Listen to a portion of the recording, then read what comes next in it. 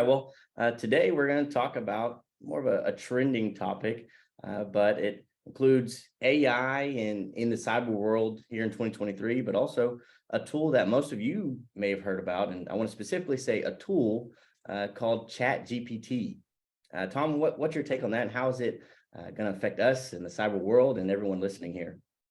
Well, I've spent the last few weeks kind of researching ChatGPT, and in a podcast recently, I predicted that for 2023, we're going to see these artificial intelligence tools being used at scale to produce highly targeted attacks. You know, most of you are not targeted because before AI, it took a lot of human energy, you know, because those of you that have had a ransomware attack, unless you're, you know, if it's a $5,000 or $3,000 ransom, that was all automated from beginning to end. They didn't know who you were. They didn't care who you were. But as a cybersecurity company, we get targeted all the time. In fact, we had a recent intern that went full time, got a position in the company, and within a couple of days, I think he got an email that looked like it was from me. Mm-hmm. And we expect that. We train our people, say, okay, as soon as you go to work here, they expect to be spearphished. And that's an actual human trying to get into our company. And some of you, if you're involved in patent law or, you know, you're a really large, high profile company, you may be experiencing that, but the vast majority of our clients don't. These phishing attacks and others are all automated. Okay. AI changes the game, especially ChatGPT. And what ChatGPT is artificial intelligence that's free, that you can go in and ask it questions like Davin and I did last week. I think it was last week. Actually, it was last week. And keep in mind, ChatGPT's database only goes up to part of 2021, which just barely gets Davin working for the company. So I asked, and it's designed to do natural language processing. So I went into ChatGPT and I said, who works for Tom Kirkham at Untitled Security? Davin's was the first name it picked. Then it had Matt, the president of the company. Now that's fully automated, that question, that answer, and then that can be automated to do spear phishing attacks. Now it doesn't involve a human being to go through LinkedIn to figure out who works for who. And there's many, many more applications. So like I said, I began to get suspicious about it earlier this year or last year or late last year. And then I started imagining the ways, you know, my criminal mind thinking, because I like to think like that, you know, how, if I was going to boost something, how would I go about getting away with it? Mm-hmm.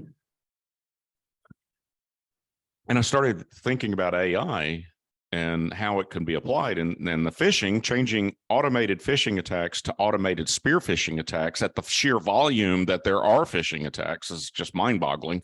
And now they're all targeted. So now everyone, and I'm glad you're listening to this.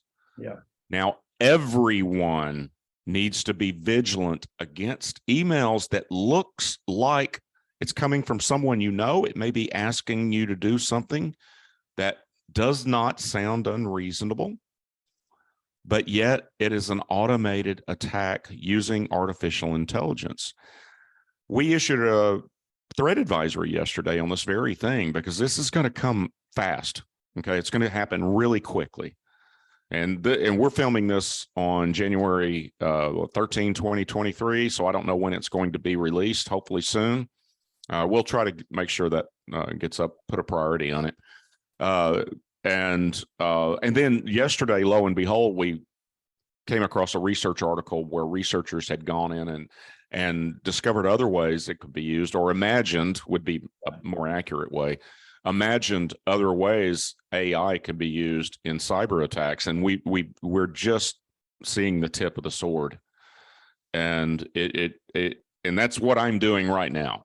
How and what are the different attack techniques that can be enhanced, can be further automated using artificial intelligence? You know, they're fake news. People are familiar with that. Yeah. A lot of people don't know that a great deal of that is criminal and nation state hacking. I don't want to get into politics because it does happen on both sides. But a lot of that fake news is because of they're trying to politically manipulate you or for an opinion one way or the other on a particular candidate or whatever. It can automate harassment. That's a big problem with children, preteens and teenagers, impressionable teenagers getting harassed on social media. And there's a lot of suicides around that. And that can be even automated from hackers that presumably are doing it for something other than money, social unrest and anarchy. And the research goes into a lot more detail about it. But this tool is it's a wonderfully productive tool. We've already begun using it for a lot of things and other forms of AI. And the good news is if you have industrial strength cybersecurity defense in place, you've already got AI in place. We've been using AI for years on the defensive side. So that's the good news. It doesn't change the storyline of an attack. And any endpoint protection system that recognizes storylines rather than virus signatures to prevent an attack, AI doesn't help with that. And there's still limitations to it, but we're going to see an advancement in this by leaps and bounds. And companies are already throwing billions of dollars at this open source company that's released this free research tool. So just be aware. I mean, it's the game is changing literally right in front of us. And what you can take away from this, just a quick close up, is that in the past year or two, 90% of successful errors, we say this a lot, 90% of successful cyber attacks come from human error, an employee getting a phishing email. They believe it's from a trusted source. They click on it, and now there's ransomware on that network or on that device. And with these more targeted attacks using AI, past few years, that number's been at 90%, and we can only expect that number to go up. And there's only so much room you can go from 90 to 100%. And so what you can do right now is, of course, prepare your employees, prepare your workforce with cybersecurity training to look for and recognize attacks like this. Prepare them to at least try and eliminate as much human error as possible, but also take the preventative measures like we were mentioning before. But, right.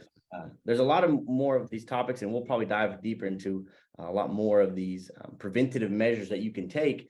But we appreciate you all tuning in today, and tune in next week for more topics and more best practices from Kirkham Iron Tech.